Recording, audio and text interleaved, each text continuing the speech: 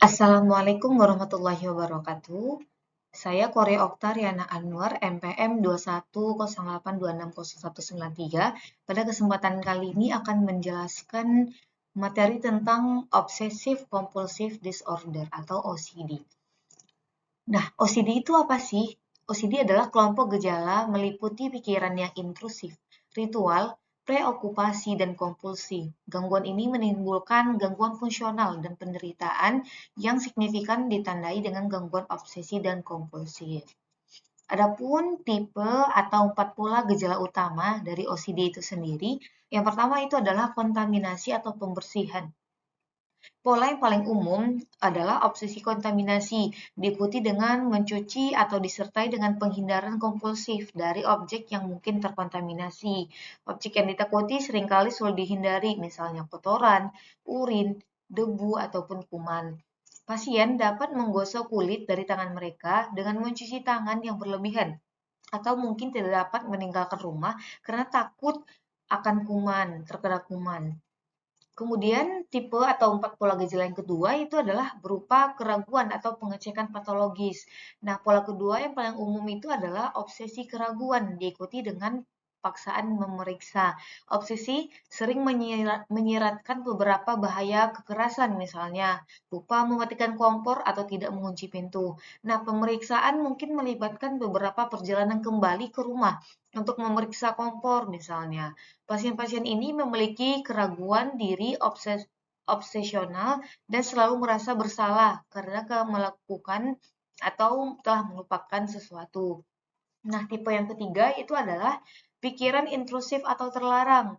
Nah, pola yang ketiga yang paling umum yaitu adalah pikiran obsesi yang mengganggu tanpa kompulsi. Pasien biasanya mengalami pikiran tentang tindakan seksual atau agresif yang tercela kepada pasien, ataupun pasien terobsesi dengan pikiran atau tindakan agresif atau seksual yang dapat melaporkan diri mereka ke polisi atau mengaku kepada seorang imam.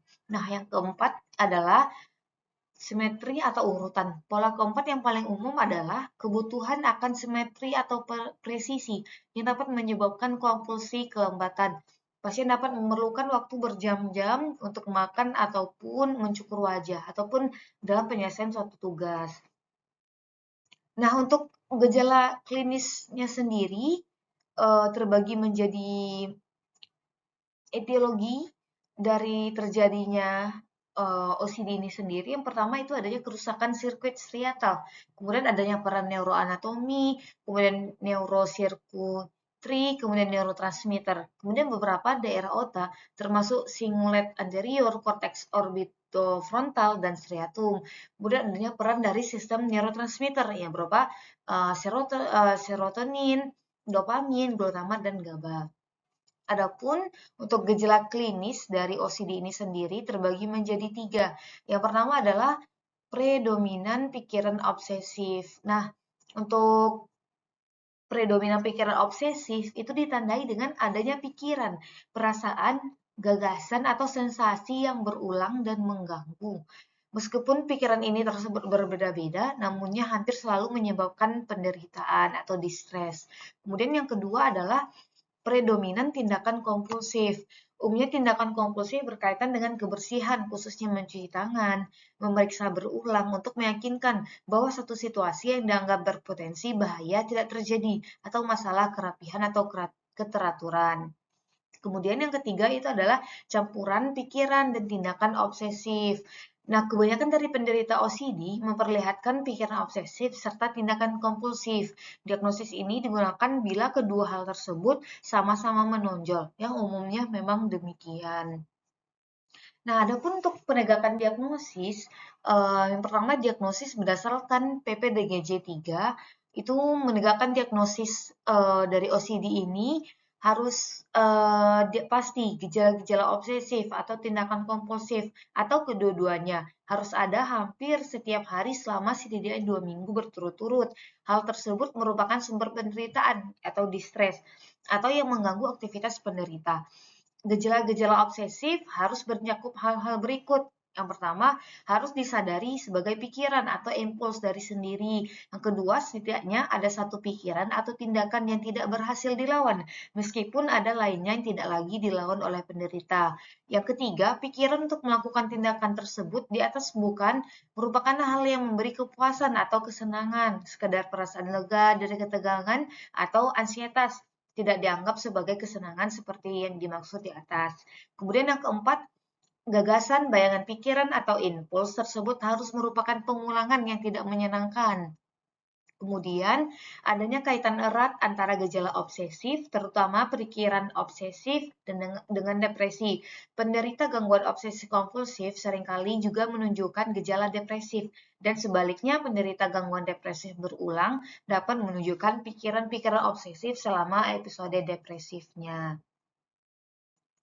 Kemudian, dalam berbagai situasi dari kedua hal tersebut, meningkat atau menurunnya gejala depresif umumnya dibarengi secara paralel dengan perubahan gejala obsesif. Bila terjadi obsesi akut dari gangguan tersebut, maka diagnosis diutamakan dari gejala-gejala yang timbul lebih dahulu.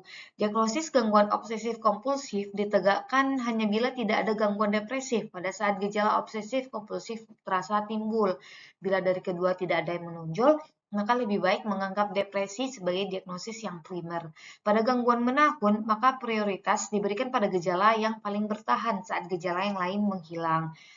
Kemudian kriteria yang terakhir itu adalah gejala obsesif sekunder yang terjadi pada gangguan skizofrenia, sindrom Tourette, atau gangguan mental organik harus dianggap sebagai bagian dari kondisi tersebut.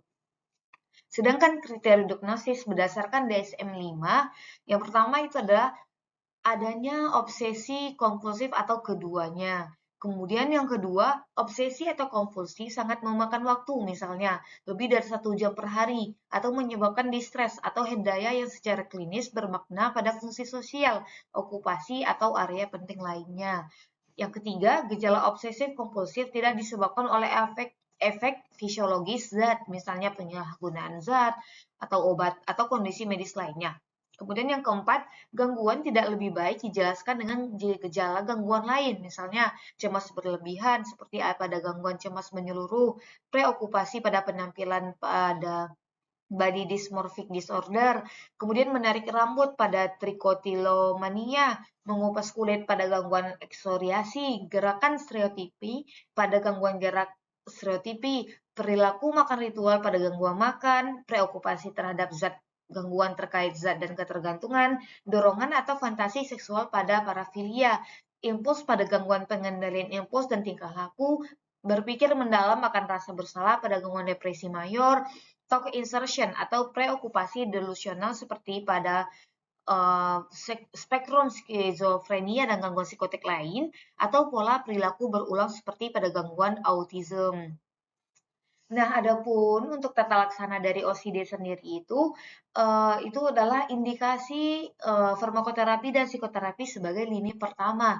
Nah, farmakoterapi yang bisa kita gunakan bisa dari golongan SSRI, dari contohnya itu adalah sertralin atau fluoxetine, ataupun clomipramin, ataupun dari golongan SNRI, ataupun kita membutuhkan mood stabilizer, ataupun antipsikotik dan golongan dari MAOI. Adapun untuk psikoterapinya kita gunakan adalah CBT, Cognitive Behavior Therapy, kemudian bisa gunakan psikoterapi berbasis telikan.